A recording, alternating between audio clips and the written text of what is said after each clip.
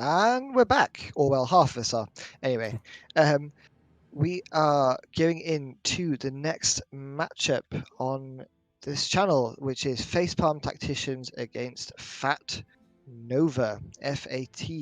Now, we're not body shaming Nova. Obviously, Nova's not a thick character. It's free agent team. That's what it stands for. So it's a case of if you're new to the channel as well and don't know what Heroes Lounge is, !Discord will take you to the Discord, and you can see what the community is, sign up, look for a new team. It's Heroes of the Storm played how it was meant to be. So competitive amateur scene. And this is the Rare Cup. So the playoffs, not the playoffs. Yeah, but it is playoffs, isn't it? Playoffs to the Rare Cup. So these teams have been battling out across the season, and this is our match number 2. Yeah. All right. Sorry. I am back now. Right. So I'm just kind of trying to catch up because I think this is actually not the match that we were supposed to do. Obviously, we had one of the teams. We had one of the teams back out, I believe.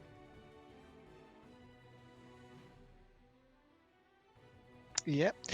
Bacon Landlords unfortunately have forfeited their matchup, so we are casting a different matchup, aren't we? Stray Yes. Dogs, Facepalm Tactician against FAT Nova.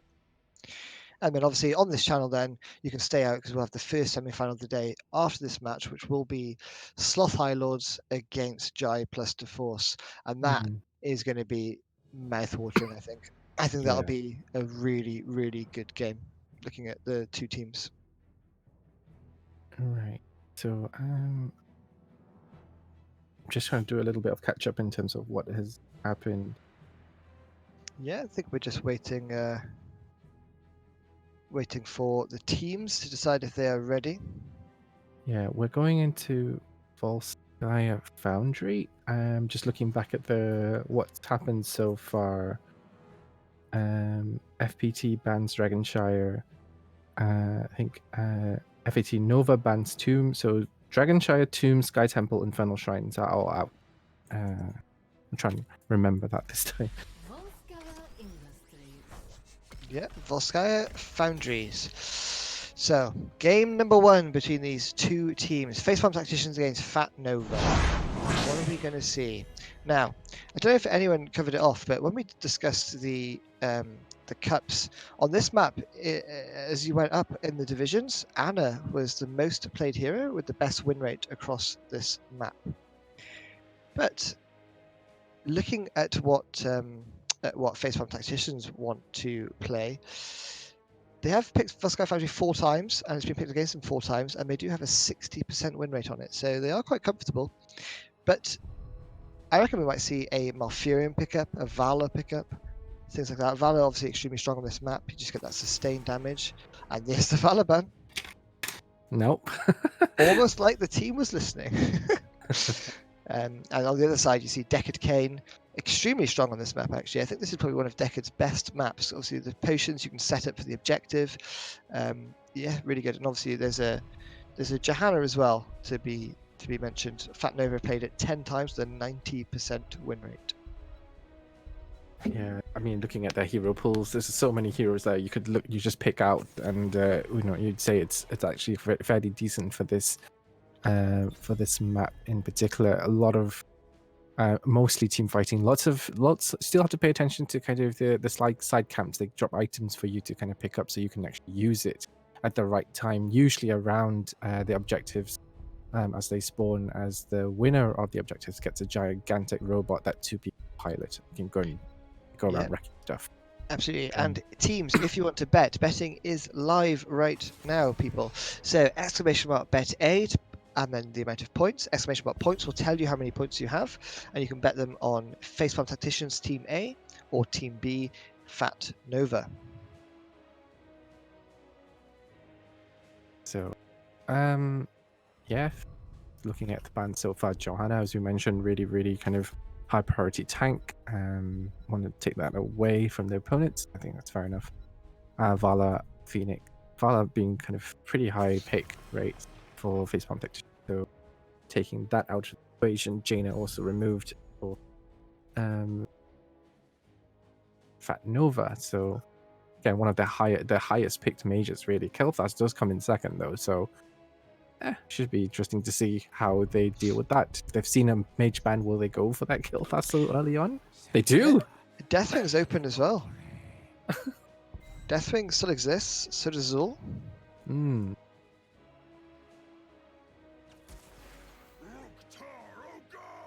And we see the Snaplock Garrosh. Now, Garrosh is one of those tanks that just can get so much value when played correctly, and they picked it 8 times before. It's their most played tank, and they've got a 62% win rate. And they get a Zarya early on as well. That'll make people like Karis very happy to see a Zarya pickup. Karis obviously very kindly running production for us today.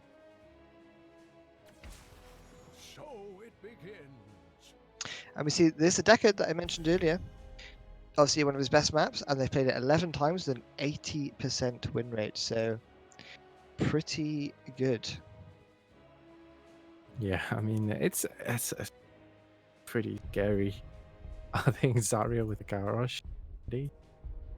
But as you mentioned, ETC Decade, that's a pretty nice Decade, really nice pickup. This particular map is mentioned on as well. So yeah, both teams can going for what they. Yeah, and there's the Imperius ban as well. Now, Imperius, they've played it 11 times, 63% win rate. It's a difficult one because Imperius can just feel so strong, but they've also played Maiev, and Maiev is like is quite niche, really, particularly in lower ranks. I feel like you don't tend to see a Maiev that often, and they've picked it 6 times with an 83% win rate, and it's been banned against them 7 times. And there's the Malfurion ban. Garrosh and Malfurion work extremely well together, but we do see, obviously with that Zarya, you are going to get that speed barrier at 4, and Garrosh becomes the scariest thing on Earth. Yeah. Literally running at you full pelt with an unstoppable after level 4, and there's nothing you can do about it. You're going to get thrown, just take it and hope you live.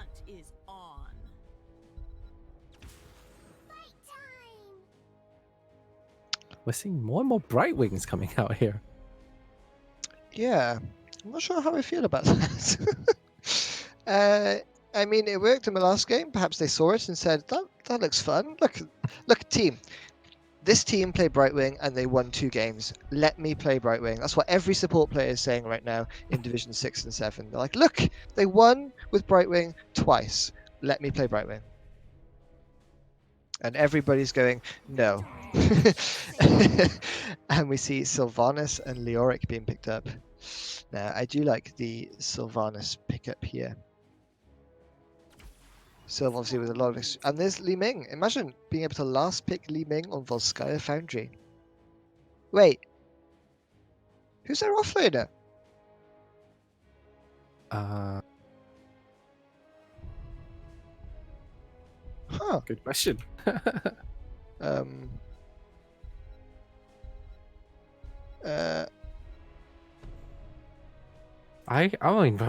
to see. I don't know.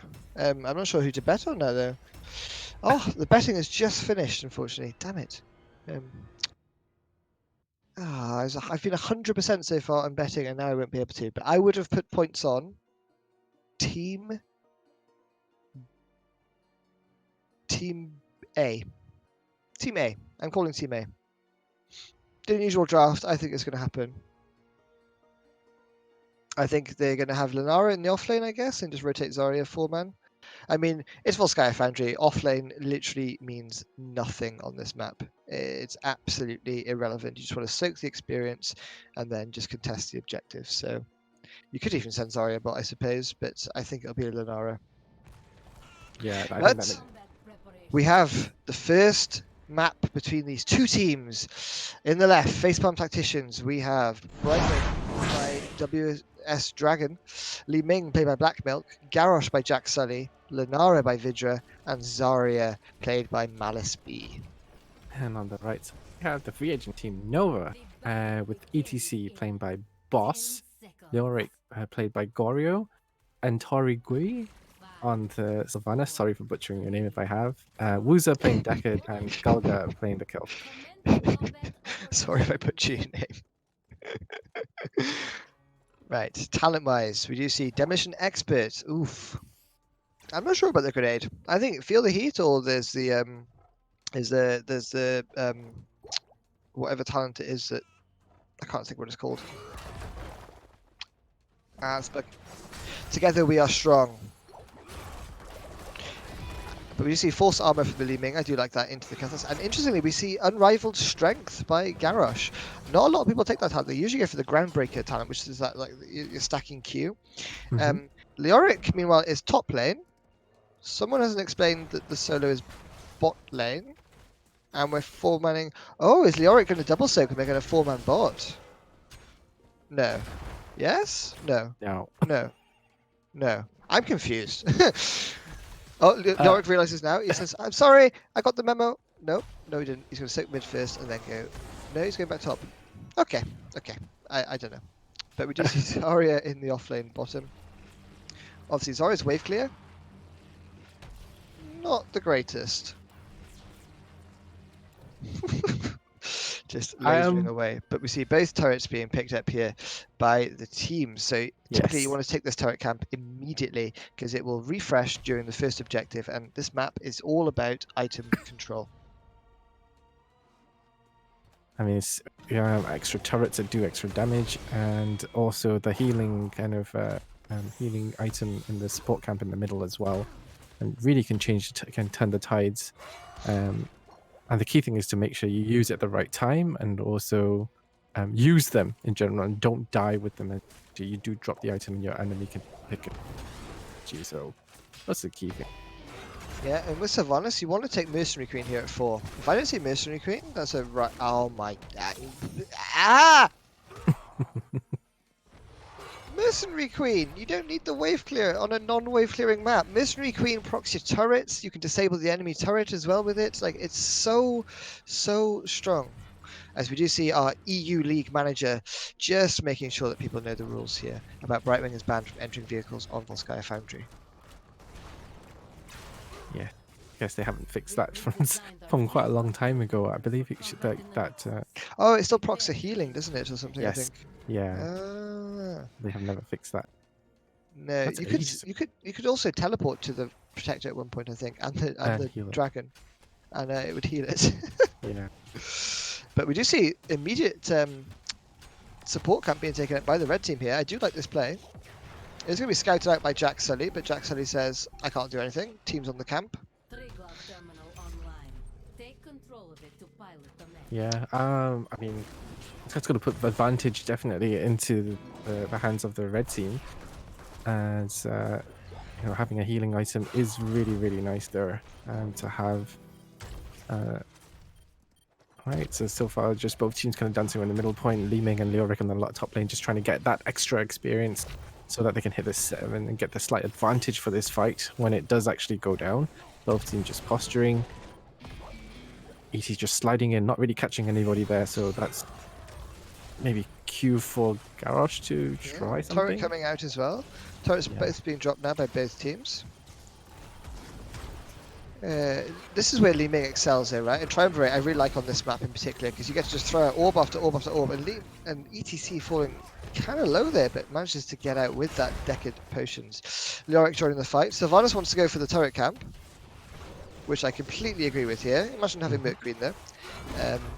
But we'll talk about that after. Now, in all seriousness, the Merc Queen on this map is so strong with the turrets and stuff. So if you watch this back, Antorigui, just consider picking Mercenary Queen on this map in particular.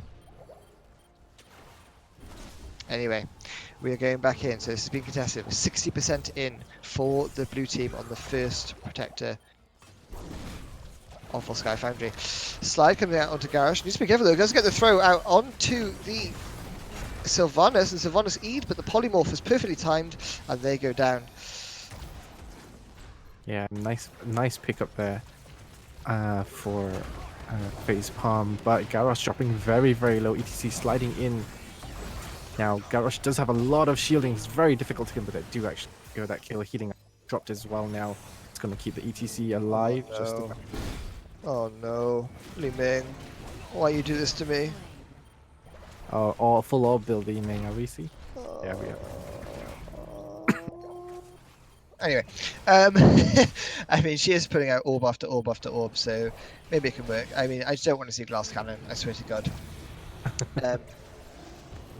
But interestingly, Kel'Thas does take Energy Royal and Sunfire Enchantment, so a bit of a different build coming in from KT. This makes your AA damage? Yeah. Huh. I haven't seen that one before. Zarya needs to be careful though. Has used a self-shield already here. Slide by ETC, and that's going to be a... Ooh, Zarya getting saved here by the Brightwing, and the shield procced right at the end here. They're trying to contest this, but Kel'Thas throwing out the flame strikes, and it's enough to make the blue team reconsider. They want to go back in though. They need to contest this. And they're going in. Li Ming throwing out the orb. Big boy orb landing onto Deckard here.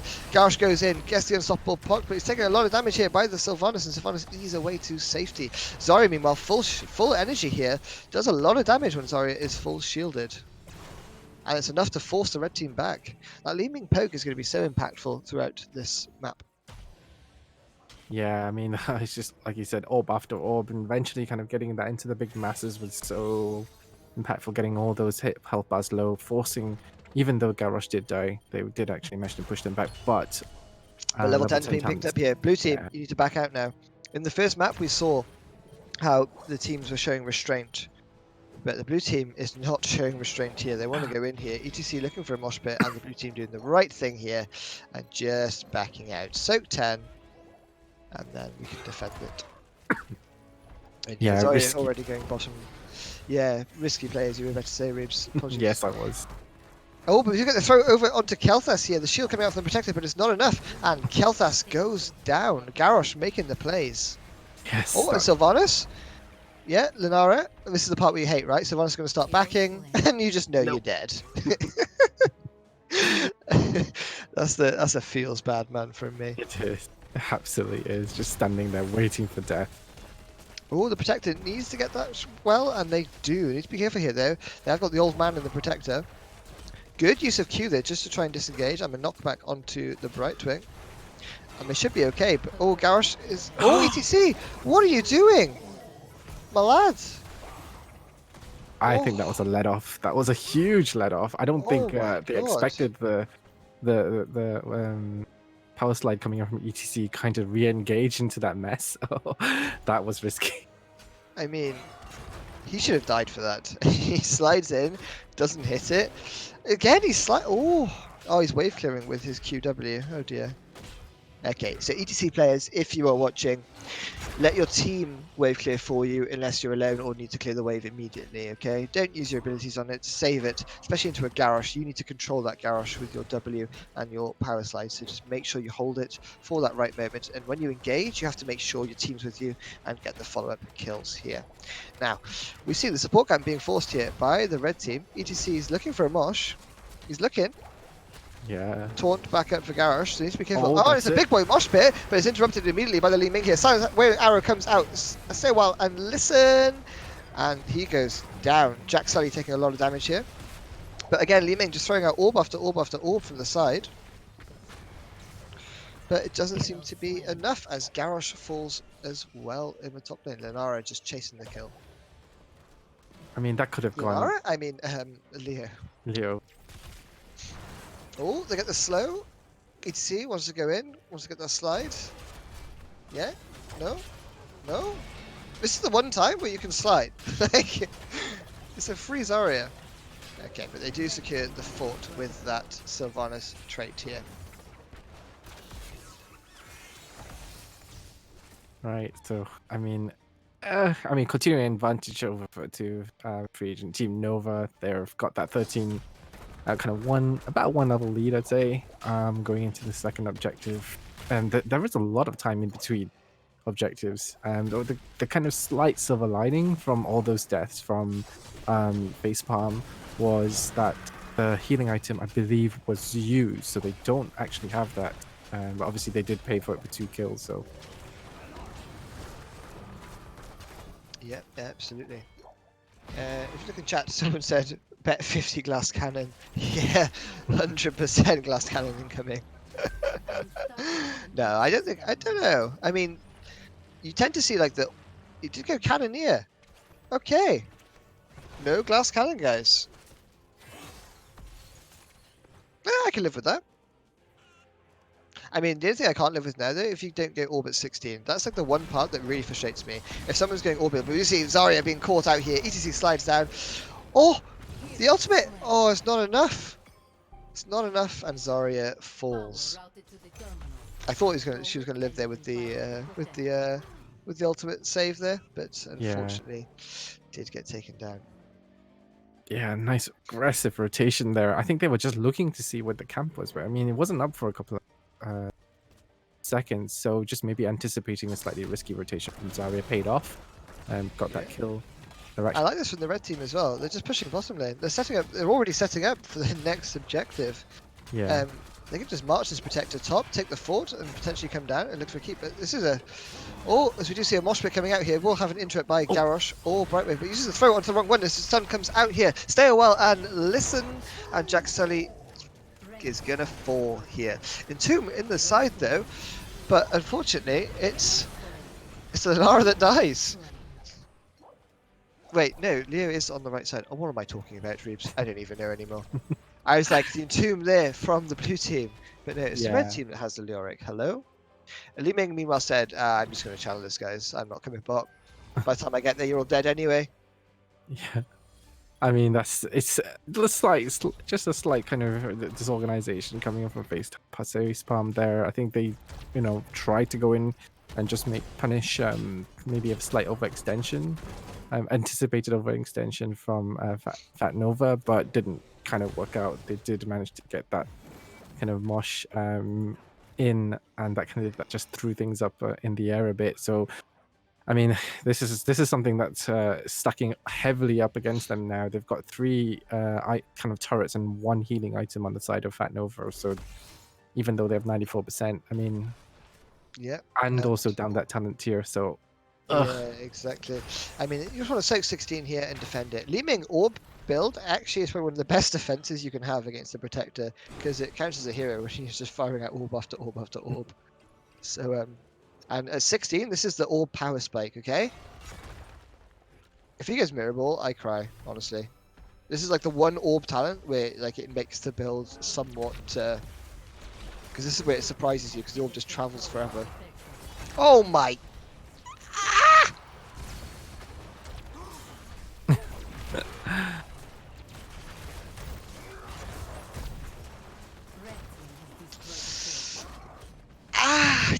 Yeah. Anyway, the Protector taking the fort top line. Protector is just fighting at the moment there. They've already taken all 3 forts, so they are kind of wasting the Protector at present. Yeah, I mean that. Oh, Entomb comes out. It lands onto the Lunara. Sylvanas going to melee range with that Wailing Arrow and lands it. Does have a turret available though. Ease out from safety. Ultimate from Zarya being popped here. Li Ming looking for the flank, but it's Garrosh that falls. Yeah, well, just it's getting a little bit messy here. I mean, both teams maybe losing a little bit of their shape, but I mean, Entomb with a Protector, Wailing Arrow on top of that. It's literally, I mean, it's pretty much like it's makeshift set buried alive. But Li Ming looking like she's going to be in a lot of trouble. Yeah, and Li Ming falls there, unfortunately. Yeah. And Sylvanas trait here, activating on the towers. They are sieging this. Zarya coming out, is full energy again. Ooh, but the Phoenix coming out, just enough to deter them away. ETC slides in, does drop the turret here, they want to die for this. Entomb comes out, Mosh Pit comes out as well. Is this going to be interrupted immediately? Garrosh pops unstoppable. Throw with the speed barrier, stay a while and listen into 3 though. ETC knocks them back in, Taunt comes out though. Is it enough? They are taking tower shots here, but they do pop the healing item, and it's Zarya that falls. Yeah, I mean... So much happening in these fights. It is quite chaotic, to say the least. I think there's a lot of... Oh, ETC going back in, isolating the Garrosh. Can they finish him off? In a lot of trouble. Brightwing is down. Oh, actually, Brightwing is up. beg your pardon, but Byron's going to be in trouble now. Yeah. Just We do see running. Hordrick's staff as well from the Decade Cane. So every 5 seconds, his next auto will stun the target. It's really Nice good as- into like divey heroes, right? If you're being dived by Decade, it's kind of funny because you don't expect it, and you just kind of get cucked by it. But we'll see how that plays out. But at the moment, it's level 20 v 17, 13 kills to 3. So far, Fat Nova playing like they've played for years. I mean, again, going back to the basis of fat teams, standing for free agent teams. If you sign up with Heroes Lounge and you don't sign up as you can sign up either as a group or as an individual.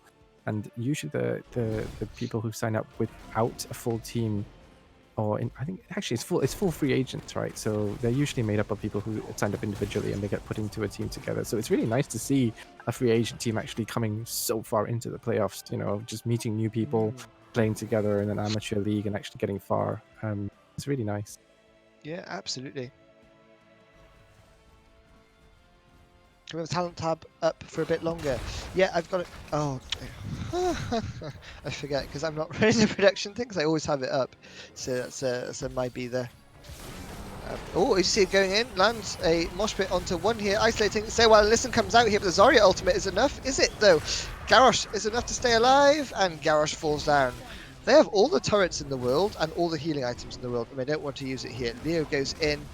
Doesn't have Entomb. Wailing Arrow still up as well from Sylvanas. But the red team are just dominating at present, but they want to secure this objective though for free. That's the ideal scenario now. I mean, they've got such a lead at the moment. They've got the healing items. They've got 1, 2, 3, 4. I mean, every member of their team has an item. So I think they're just hoarding now. This is, It's brutal at it present. is. But I mean, there's gonna be. I don't. I mean, I guess with 20 you could look at finishing, but there may be a chance for one more. But right now, what Facepalm team? I mean, the blue Facepalm need to team do here, yeah, they need to soak 20 and Yeah. then re-engage. That's what they need to do right now. Garrosh is dead. Li Ming's top. Like, they're so far out in the lane, they shouldn't be here. Yeah. And they're starting to realize that, actually, and they're slowly running away. But Li Ming's doing the right thing, Brightwing's doing the right thing. Just soak, get level 20, defend at the keep. They're not channeling, it's only at 1% now. Yeah. So you've got plenty of time. Don't force something, and you're okay. But you don't want to give this keep for free though, but they may have to into 20. But that means the protector does end. So give the keep, soak 20, and it's your last stand. Yeah, okay, so this now makes it a little bit more precarious. This protector is going to be marching potentially on the core. If they can get a kill beforehand, they really need this 20. And they have just got it. And they've got the 20 here. What we're going to see from Li Ming, Repulsion's really good ultimate here.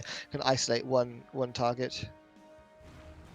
Oh, it's a fat team from season 9, so they've played together for quite a while. They've just kept the name. Oh, I see. Fair enough. It's pretty cool. And nice to see that they're still staying together. But this protector isn't contested, and it goes over to the red team. This protector's just going to march down court. Buried Alive comes out here. I'm questioning the decisions at the moment. The stopper being popped here. Does have a turret available. Might want to drop the turret, buddy. Yeah, does drop the turret. But unfortunately, Jack Sully lives. Yeah, they're just going to let him go. I think they've got the eye on the prize. That is the core. They don't want to be delayed, taken for a ride or anything. I mean, there's still a minute plus on this protector. But this protector is taking a lot of damage here, though. The Li Ming, as I mentioned, right? The orbs from Li Ming and the Nara damage as well. Taunt going out onto the Leoric. Not sure about that, but this protector just hammering away at the core. Ultimate from Zarya, though, and that's going to be 2 dead. Is this clownable? 40%?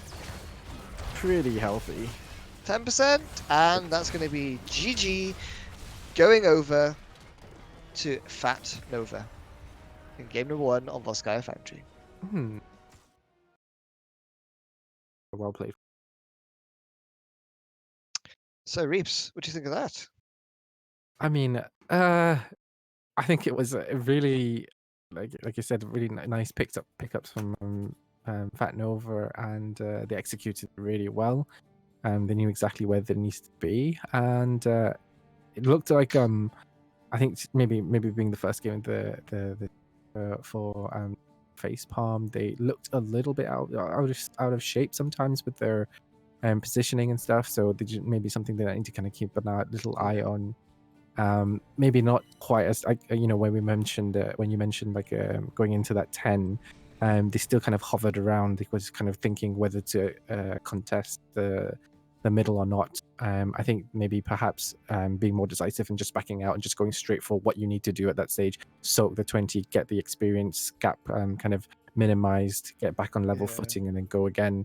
It was a 20 decision for me that sort of I feel that let them down slightly because Mhm. they had time to soak the 20, give the keep, soak 20, and then contest that objective. And unfortunately, there's no keep, and that objective, the protector hurts, it Yeah, scales drastically, and it just marched on the core. And you saw it there. They wiped the team like around the protector, but that protector just hammered away at the core, and it was GG. So yeah, I think decisiveness, as you say, the blue team needs to be concise and just decide instantly about what to do. yeah. Do we know where we're going next, though? I oh Where are we going?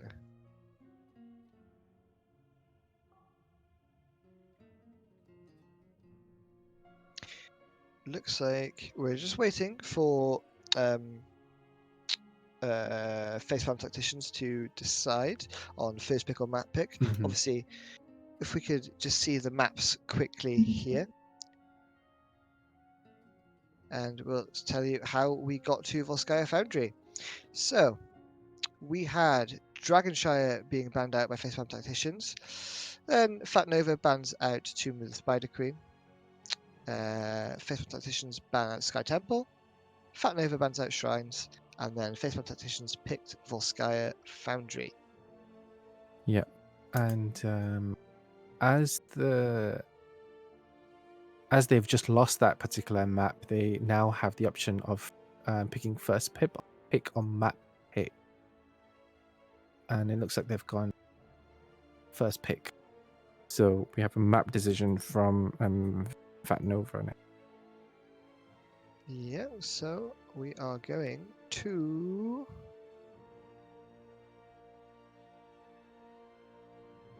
The suspense. Nobody's typing at the moment. No, I know. We're just waiting for Fat Nova. So, for everyone tuning in, this is the EU Season 11 Rear Cup quarterfinal between Facepalm Tacticians and Fat Nova. Game 1 saw Fat Nova winning pretty decisively, I want to say, on Volskaya Foundry. And obviously, straight after this will be the first semi-final of the day, and that'll be between Sloth High Lords and Jai plus DeForce, which we just casted Jai plus DeForce, who looked pretty strong, if I'm honest, with that Cassia and Brightwing picks. And as we briefly managed to talk about, actually, we've got a map pick. It's going to be alt-right path. They're just not Yeah, listening to you. They just want no, to kind of, well, maybe they are, and they're just doing it on purpose, perhaps.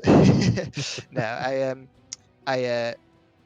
don't mind the map. It's just it is a bit. I don't know. I like the concept of the map. I like the fact that the core regens. I love the concept of it, but just the map itself just seems a bit eh. Like you just take the camp on cooldown. It's like 90 seconds or whatever it is. You just keep farming that, and then you just contest the objective. But globals have a big impact on this map because it's quite big, and also some people don't think it, but this is a good Vikings map. Yeah, it is. I mean, again, getting a big lead here and being able to just, have somebody in each of the lanes all the time, and just have a. It has to kind of match the rest of the comp as well. If you've got playing a slightly delayed attack, it can really work very well, in this map. Absolutely. Let's a quick look at this statistic. So Yeah, it looks like definitely Fat Nova picked this they played it 6 times in total. They picked it 4 times, and it was picked against them 2 times, and they've got a 66% win rate. So it's obviously a little bit of a comfort pick. They have played Azmodan 6 times, by the way, this season. that's it. That's a pretty good one for this one as well. It usually goes on pretty long. You can get him stacked up pretty well, and then, I mean, could have fully stacked up Azmodan with his orb, and it's just really painful. Around objective as well, it's quite a lot of choke points. And there's a lot of places where you can just get multiple hits, and it's just a nightmare for healers. You just want to just see the health bars just drop, and you can I don't know what to do. I can't get it back up fast enough. But just on that note, though, in terms of the Mac pick, Alterac Pass was played by Facepalm Tacticians twice during this. It was picked against them, but they won both of them. So it's not, they've shown that they can play it too. Yeah. So Absolutely. I think the good thing about this, or difference about this, is it's a large map and stuff gets going. But we've got our draft in game number 2 here between Facepalm Tacticians and Fat Nova. So, do you think we'll see any target bans coming out? I think the Deckard Kane was quite impactful, but whether or not it's going to be as impactful on here, you do fight into some chokes as well. So whether because the stay a whiles and listens were absolutely on point. yeah, that was very clear. I mean, it was pretty much everything. Even Lyric, Sylvanas getting those waiting arrows into Lyric's Entomb. Those victims were just dead. So many things to kind of take into consideration here. Deckard, you mentioned. What else? In the kill thoughts was also quite a problem to deal with. Getting those a lot of those ignite kills as There's well. the ETC ban coming out, so respect banning the tank player. Mhm. Also, for everyone tuning in, there is betting available! Exclamation mark points will tell you how much points you have, and then you can bet on both teams. Exclamation mark bet A will put it on Facepalm Tacticians. Exclamation mark bet B will put it on Fat Nova. So get your bets in now.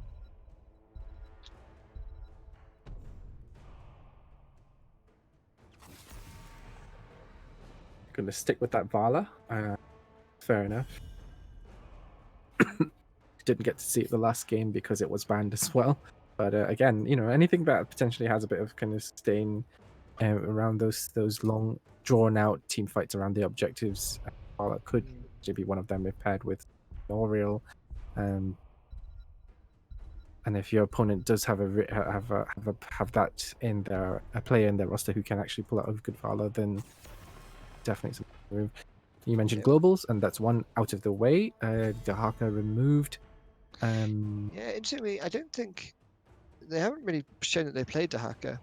They've played Falstad twice, they played Dahaka once, but they actually lost with it. So, not really doing their homework here, it seems.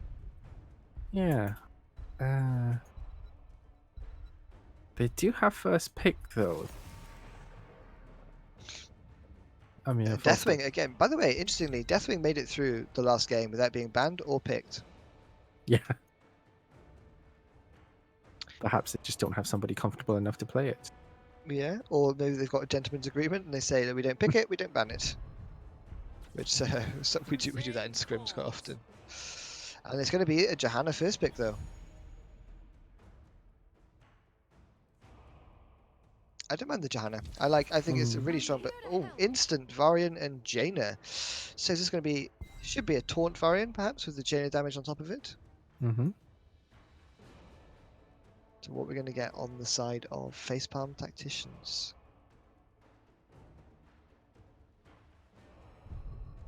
I wonder whether we'll ban out the Deckard Kane next, but I still think you need to ban out. Oh, it's going to be Arthas. That's a heavy frontline opening. Johanna and Arthas, and again the Brightwing. Yeah, I was a little bit worried about that Brightwing coming back again. I mean, clearly, they thought about it. I kind of thought they probably would go for a global, given that they played the Brightwing the last game and they removed the Dahaka, leaving just mainly Volstead and Vikings and all that kind of stuff. Kilthar's been taken away. That is interesting. I guess they've got the Jaina, so they're not worried. But Brightwing, I'm slightly worried about, given you're going into a taunt variant with a Jaina follow-up. if there is a lot of lockdown, that could be very, very dangerous Yeah, situation. absolutely. Yeah, and we'll have to see because at the moment it looks like it's a different player on the right wing. So whether they're mixing it up a little bit, because Black Milk did actually play the Li Ming, and at the moment he's hovering the Arthas. But obviously there is a swap phase where you can swap your heroes and such. And they ban out the Stukov. The Stukov. I'm not so sure about the Stukov pick. The ban. Doesn't look like they've played it that often. Yeah, I Certainly can't not the actually. top because they've played Deckard Cain and Rhaegar a lot more. So I don't know. I mean, the only thing I can think of, because like you rightly said, I can't really see it being played. Rhaegar and Sylvanas coming back. That was pretty nasty as well. Yeah, the Sylvanas actually made it work. There's the And Falstad. So there's the double global. Mm. Yeah, and the But- Brightwing, obviously. I forget Brightwing's global and a hero. Oh. The only thing I can think of is they're worried about a taunt variant with a Stuke of Silence or something like that. But it's a lot of resources to put into build to kill somebody. As maybe it's something new, because I'm not sure if variant is something that Fat Nova picked a lot of seeds, and they picked. Sorry, beg your pardon. They have picked. I'm looking at the wrong screen, but they haven't played a Stukov. No, they haven't played the Stukov at all. It's the top two supports of Deckard Cain and the Rhaegar. And that's a Mal'Ganis. So I really like the draft of Team B here. Yeah. I think it's such a strong draft. Taunt Varian with that blow up damage, Wailing Arrow on top of it, for example. No hard cleanse, they've only got a soft cleanse with Brightwing. It won't cleanse the taunt because I think you need to be unstoppable for the taunt, right? Yeah. Yeah. So, yeah.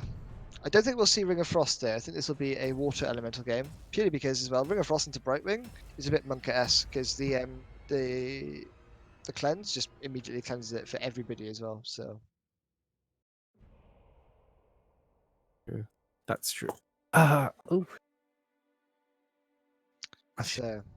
I've just noticed all the Novas on one side actually, so they're nice portrait synergy there on the the team of Novas. And that's why they won game number 1. Must be. It's portrait synergy wins games. I'm telling you all now. Anyone in chat who doesn't agree, fight me. Anyway, we've got a game. Game number 2, everybody, between and Fat Nova. In the left side, in the blue team, we have Gul'dan, played by WS Dragon, Arthas, played by Black Milk, Johanna, played by Jack Sully, Falstar, played by Vidra, and Brightwing again picked, but played by a different player this time, played by Malice B. Yeah, and on the right side, the red team, we've got Galga playing Jaina, Boss on the Mal'Ganis, Goryo on the Varian, Woozer playing the Rhaegar, and Anthony Rinigui on the Sylvanas. Yeah. And again, key build from Sylvanas. So this is a map where W4 is perfect. You don't need Mercury. I swear, if she picks Mercury, I'm going to riot. Because there's only one camp and it literally means nothing. There's Lion's Maw coming out from the Varian at level 1 though. So I think you can still go taunt with that, right? I still think that's the pick. I'm not sure. And we see Marksman coming out from Falstad. Yeah, quite a lot of stacking quests coming out here. Yeah, I think the Marksman's the right pickup here actually because he's got a heavy front line with the Varian and Mal'Ganis, and they just need something to just poke. They got the Gul'dan for the poke damage, and then Falside can just sort of pressure them. Yeah.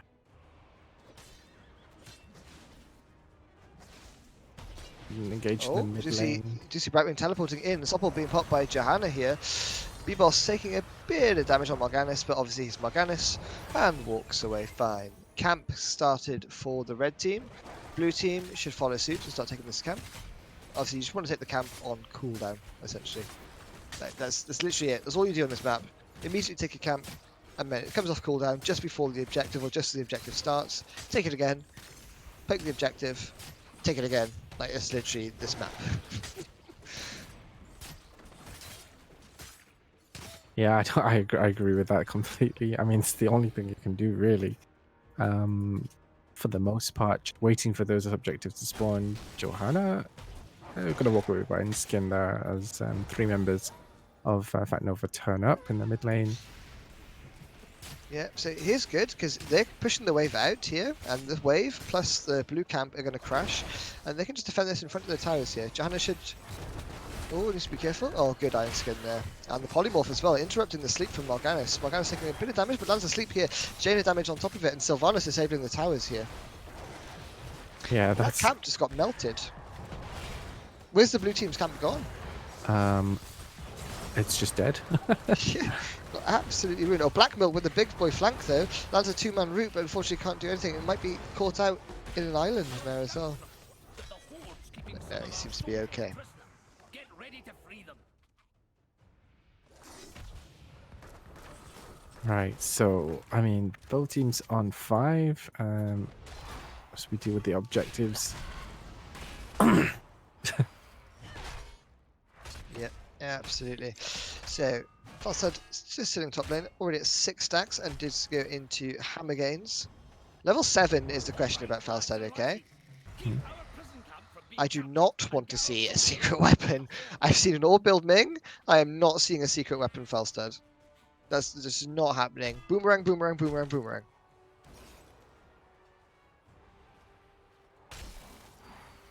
Oh, it should be. Oh, I he is don't think- pressuring the Varian though, top lane. It's quite nice at the moment, but the objective. And again, look at the red team taking their camp, because that's the fun thing to do on this map. Um, but meanwhile, the blue team trying to capitalise on the fact that someone's missing. Sylvanas ease away there, but does eat a lot of corruption stacks there. Go down at 8 stacks at present. Farsight staying top, does have that global presence available, obviously. Oh, but needs to be careful here. As Sylvanas eating out again. Arthas just pressuring here. Falstad comes mid lane. Don't do it, my boy. Yeah. Oh, Arthas is in a lot of trouble. Oh Actually gets my- taunted and killed. Ah.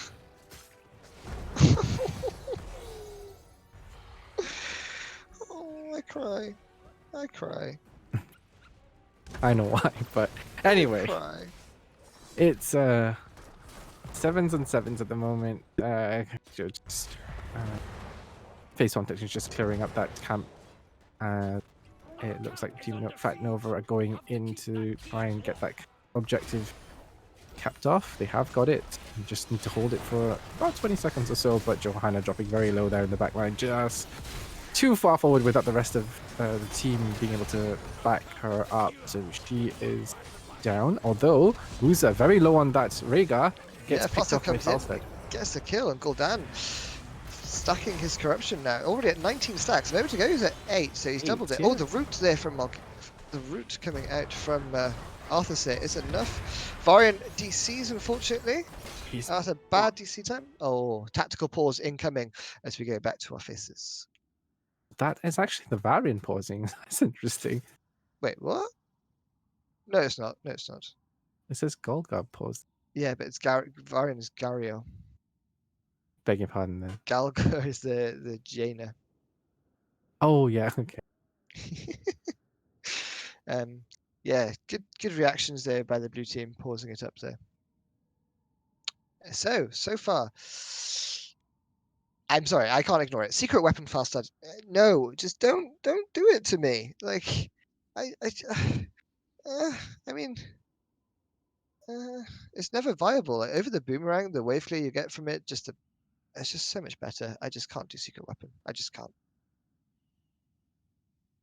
Well, it's been picked, so you just have to live with it for the rest of this game at least. I mean,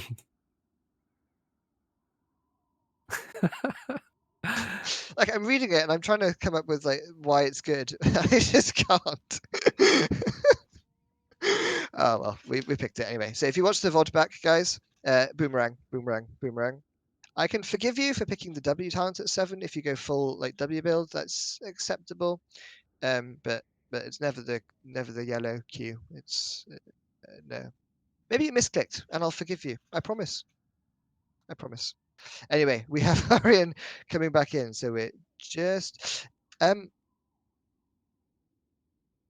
need to ask something. Did Transparent DC, or is he back in the game? I saw a disconnect. Yeah, because if he's not here, we can't unpause it.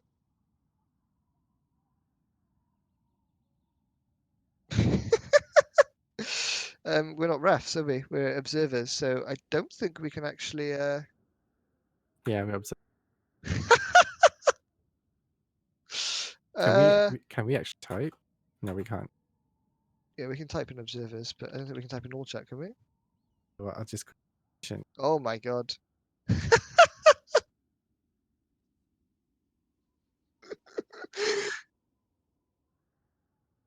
Oh yeah, sorry. We're just kind of so we've got some technical issues. We're just going to try Yeah, and bring people back. we're just Um, waiting on some reconnects. Anyway, so this map at the moment, I think so far the red team. So the red team have got the kills, right? The 2-2 now. Obviously, we just saw the blue team get their first 2 kills of the map, but the red team, they're falling behind in experience just because of that global Falstad. Um, just that global Falstad pressure. yeah, I mean they're in a really good position here. You could see Varian. Unfortunately, I am correct in saying that he is the person who DC'd. Yeah, so he's going to die. They've lost the Mal'Ganis and the Rhaegar as well. I think it looks tough for them to try and re-engage into this. If I think at the moment, yeah, Varian dies, and you've got Facepalm Tacticians going in, capping the objective. They've got their camp up as well to take and add a little bit of pressure to it as well. So yeah, yeah, it's looking good for a turnaround. They're also that kind of level kind of lead as well. So yeah, definitely favor them to actually get this object. It is the first objective. Yes, it is still the first objective. Kind of had a bit of a timeout here, because of disconnects and stuff. Yeah, I mean, as well, it just feels like the first objective can take quite a while, right? Because death timers are quite low. So even if you die, you tend to come back and you can still contest the timer. So it always feels like it just takes a little bit longer for that first objective to be capped. Yeah. So, um,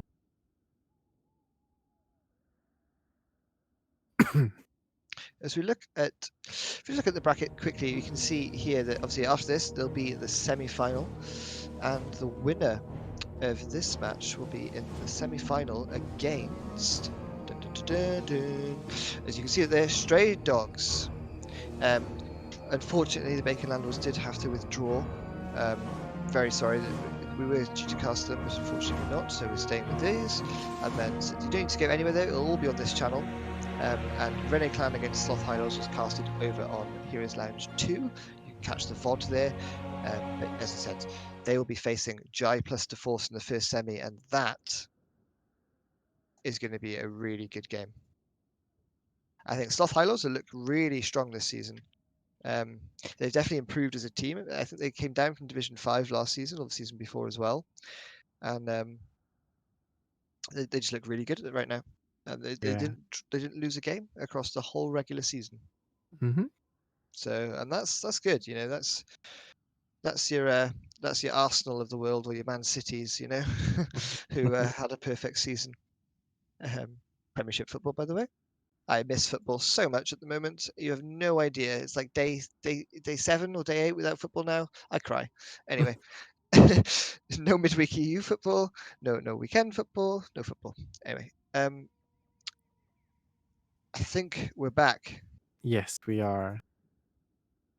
Yes, and we are about to go in. So let's get the countdown.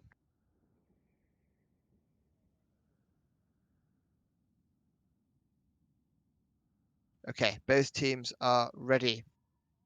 So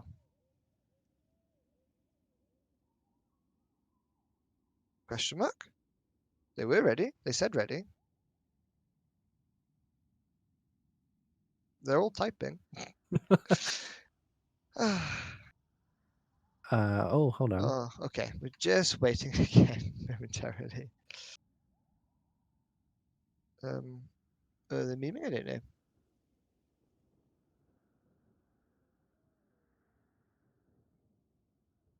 Oh god. Okay. Okay, Yeah. we're Anyway, just let's making we're sure. going back into the game very, very shortly. Both teams are ready here. Sorry for the delay here. We unfortunately had a couple of DCs. So 3, 2, 1, and we're back in the game. And there we go. Varian falls. Obviously, Varian did DC just at that moment in time. Chat. And there we go. And we see the objective being channeled now for the blue team. And again, what's the red team doing? The camp. Well, they might as well. There's not a lot they can do at this stage. Variants just respawned. The camp Yeah, no, I agree. anytime. Yeah, I mean it's gonna go through before he can even walk back to the contest. So I think taking what they can to just try and mitigate some of this pressure that's coming their way.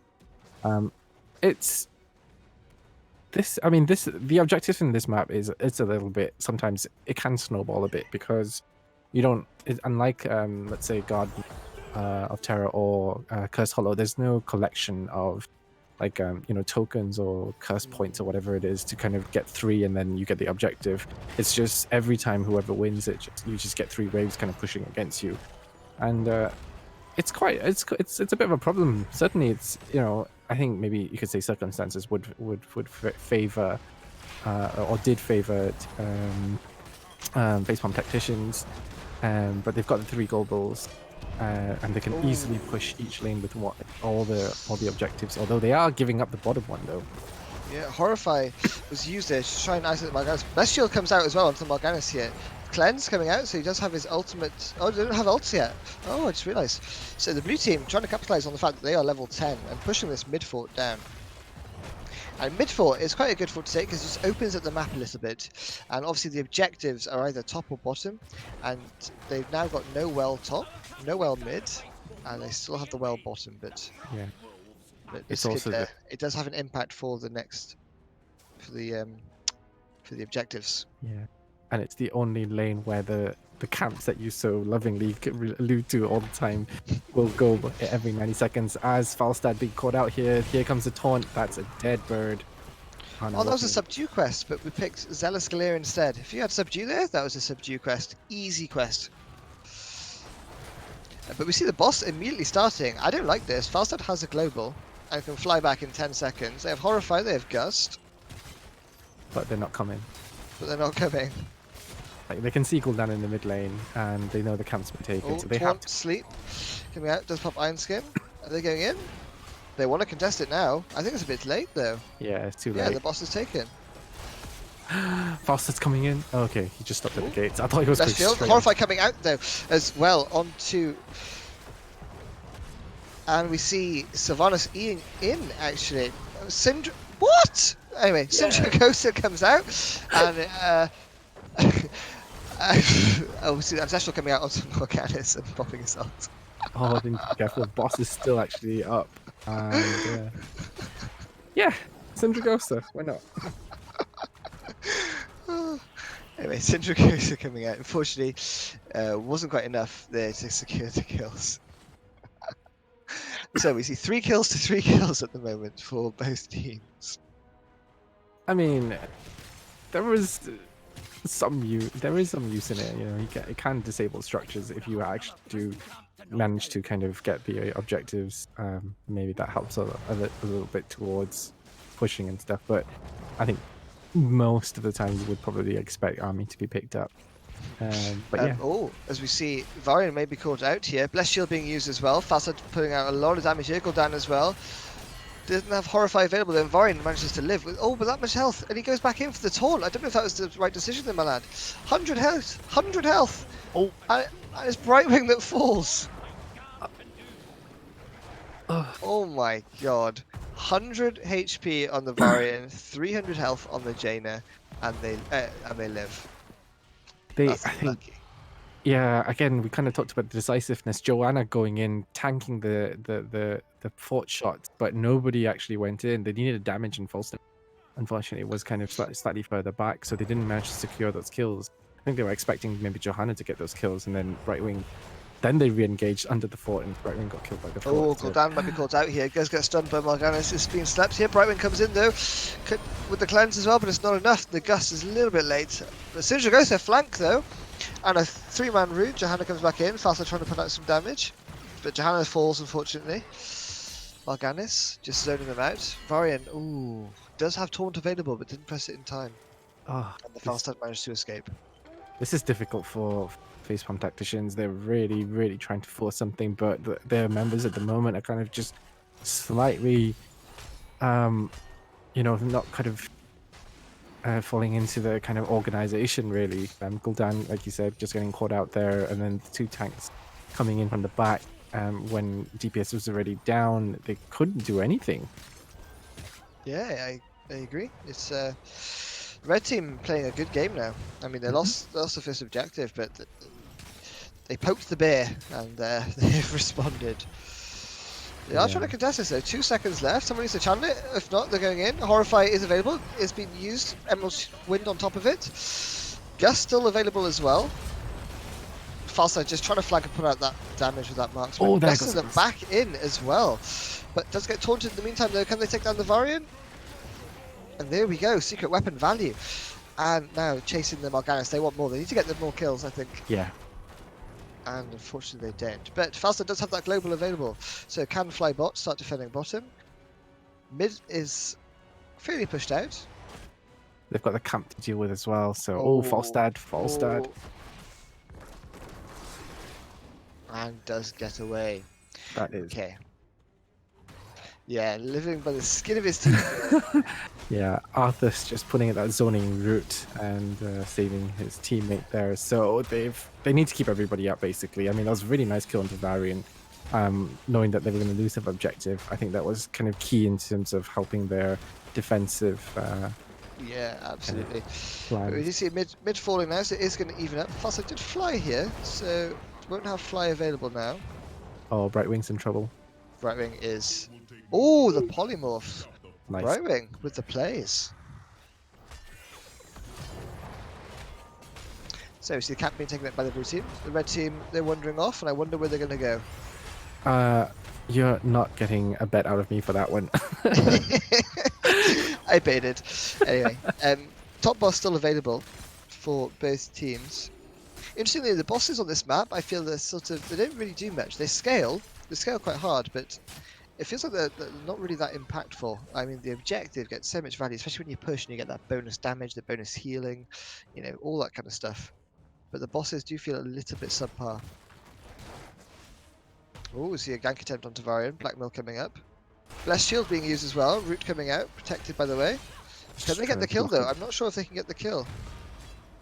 But everyone's coming up here. Jaina's in an island. Oh, but the ice block. Is it enough to keep her alive? Horrify comes out, but it was interrupted. Yes, and it was. Gul'dan goes down. Rhaegar, nom. Gets the 2 kills there. Oh, taunt coming out as well onto the Johanna, but the gust from Falstad saving her. Oh, that is unfortunate. I think again, just slightly overstepping that into the tower. Should have. I don't know. Trying to get maybe a little bit optimistic, trying to get the Varian kill, but suddenly paid for it with their backline completely exposed. Yeah, so they're going to pick up the second boss of the game so far in this lane. That's going to be a problem for Facepalm. They're going to have to deal with the boss and the objective. Well, not the objective proper, but just kind of capturing the objective. Yeah, good thing is they do have the globals, right? So Falstad can go top, hammer away at the boss, and then fly bot lane. Fly to the objective. Yeah. Looks like they're just going to take both bosses. Or not. No, they're not. Yeah, they're hesitant. They could have. I mean, they see all 3 top, right? But again, into a gust. And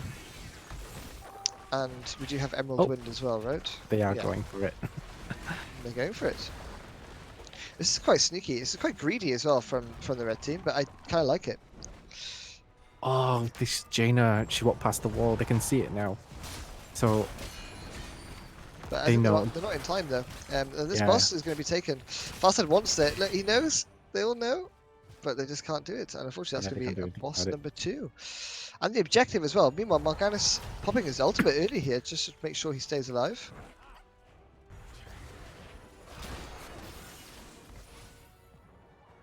So, 9 kills to 4. They're pretty much even on experience there, purely because of the Falstad global presence. If you look at, if you look at soaking, Falstad soaked 10,000. Sylvanas soaked 14, but obviously that's with the 4-man, so it's a bit less sort of impactful. Yeah. So, Johanna is alone. Yeah, and unfortunately has to use Blessed Shield just to survive there. Falstad and Arthas, meanwhile, want to come in now. They are going to get the channel through of the objective. Unfortunately now there's no Blessed Shield, so what can they do? Right Wing is clearing the boss. Gul'dan damage coming out though, Ancestral healing onto Varian, able to keep him alive. Morganis doesn't have his ultimate for 50 seconds. oh, Wait, what was that? Was that Horrify into Sindragosa into Gust? That was a really weird, huh? the animation was Yeah, the quite. animation was... I've never seen anything quite like it. Kind of No, whole group veered and then just pushed that one way. But just, I mean, The level of unfortunately, anti-synergy though, that's yes. over 9,000 there, I think. Anyway, we see Taunt coming out. Morgana sleeping the Gul'dan, but they haven't got the damage just quite there yet. They just want to secure this objective. And he's capping it, and he gets the cap through. Oh, Gul'dan though. Shedding out damage now with that Ruinous Affliction. So we look at damage numbers quickly, and you do see Gul'dan at 34,000, so he's definitely procking up. Playing such a dangerous game against Banry. I think Facepalm Tacticians just constantly trying to go and harass the Varian. I mean, if he jumps in your face and taunts you with a Jaina follow-up with Sylvanas, you're probably dead, especially if you don't have Johanna. So I'm glad they, I'm glad they backed off eventually. So. Yeah, I think this is tricky now. You need to force a fight, I think, pre-20. And they do just that. Falstad is mid though, but does have the global. He's walking down though. Morganis does have his ultimate available. Emerald Wind being popped here. Blessed Shield. The Horrify onto Jaina here. Can they get the Jaina kill? And they do get the Jaina kill here. Taunt goes out though. The red team, they want to get some more kills. Wailing Arrow from Sylvanas trying to peel. Gul'dan damage coming out onto the Varian. The Stopper being popped by Johanna. Can they get the kill? And it's Bright Wing that falls here. The red team, they want more, but Falstad is just auto attacking. But Falstad's going to go. The Gust. Gul'dan with the Corruption. They're all lined up. And no, Johanna goes down. They're all so low. Oh, Falstad fly. Defensive Gul'dan? fly. Oh, and Gul'dan falls. Oh, is that too poison from Sylvanas? Oh. Yeah, Sylvanas managed to get the Shadow Dagger in right at the end there. Just press W on him, on the Gul'dan, and Gul'dan fell. Yeah. They could end here, Yeah, I'm pretty sure they'll be looking at it. They've still got a pretty healthy keepers going to win the top, but they've got 4 against 1 Falstad. Yeah. Yeah. Falstad's trying. Taunt coming out there onto Falstad, but they don't care. They're just zoning out the Falstad, and this is going to be GG going over to Fat Nova in decisive fashion, I want to say. Yeah, This series was a lot different to our first one. Yes. The first series was a bit back and forth, but this series, Fat Nova, take a bow. Well played. I believe. I mean, just want to kind of put things in perspective slightly. I believe that Facepalm Tacticians were playing with a sub, so that might explain some of the slight, anti-synergy and slight discoordination that we mentioned. I believe. I'm not totally sure because they did mention that one subs has to leave. So obviously putting a lot of effort. It's a really long season. 10 weeks of games plus the playoffs and stuff like that. It's not always easy to kind of keep everybody together. So really appreciate them finding that extra person to give us a good series. But it is Fat Nova that's going to be walking or marching forward to the semi-finals to play. They'll be playing against Stray Dogs. Stray Dog, that's it. So. Yeah. Do we have any Division 7 teams left in the tournament? Did any Division 7 teams make it through, HG? So Sloth Highlands and Giant Force, no. Stray Dogs. Pretty sure there is. Stray Dogs is a Division 7 team, and they finished top of the board. with 9 wins. So, last season, a Division 7 team won the cup. So, will we see it again? Will Stray Dogs do the Cinderella story and come up through and win? So they're the only team left flying the flag for Division 7. So, I mean, it's going to get a lot. They're going to get a lot of support behind them. I feel, everybody likes that kind of slight underdog story. Yeah, absolutely. I think everyone can do it. Anyway, Okay. guys, I think that's pretty much it from us two. Anyway, Reeves, thank you for casting with me. Don't go anywhere, though, guys. We'll be right back. We'll put on some replays, some clips now. So stay tuned, and we'll be up with Samu and Yosh casting Jai plus DeForce and Sloth Highlords. You don't want to miss that one.